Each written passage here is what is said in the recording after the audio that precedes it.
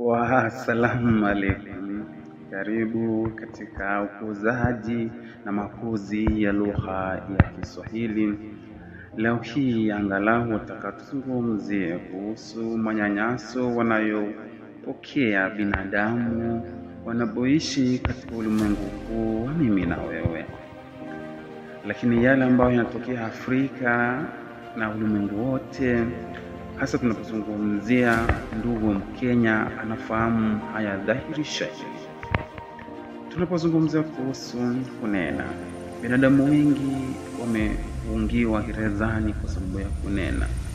Mahuluki wengi wamekufa kwa sababu ya kunena. Waja wengi wameteswa falagani kwa sababu ya kunena. Lakini kunena kunani jamani? Wakati binadamu anapotetea kuhusu haki zake, mbona afungwe gerezani? Jambo baya likitokea, hivyo basi tusiseme? Kwa sababu sisi tulipiga foleni jua kali asubuhi na mapema kuwachagua viongozi. Wana viongozi hawa tena watugeuke wakati ambapo tunasema wafanye hili na lile, barabara hazijatengenezwa, mahitaji yetu hayajatimizwa.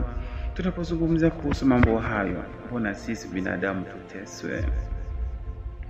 Mshairi mmoja anaitwa Abdalla, mzee wetu, katika diwani yake ya mashairi kuhusu kunyanyaswa na kuteswa, anasema katika shairi lake la huku kunena, anasema huku kunena kwa nini ukanikomea kuno? Kwani kunena kunani kukashikwa kani vino? Kani zona kihini na kununenia mno. Kanama na kunena onekana kama ni kui. Yanasema binadamu anapozungumza kuhusu jambo fulani, mbona afungiwa gerezani? Binadamu anaponena kuhusu kunyanyaswa na kuteswa kwa haki zake, afungiwa gerezani kwa nini? Ndio mshairi wetu anaturejesha hapo, yani kama ilikuwa ni utabiri, maana diwani hii ya sauti ya dhiki aliandika kitambo, na mambo hayo yamekuja kutokea hii Kenya na Afrika. Kuna mauaji Kongo, kuna mauaji katika pembe Afrika.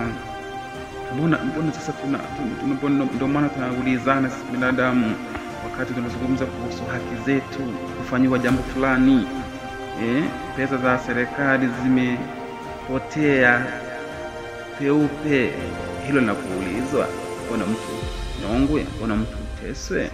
Basi tukutane nyuma ya pazia tufunze mengi kuhusu haki za binadamu.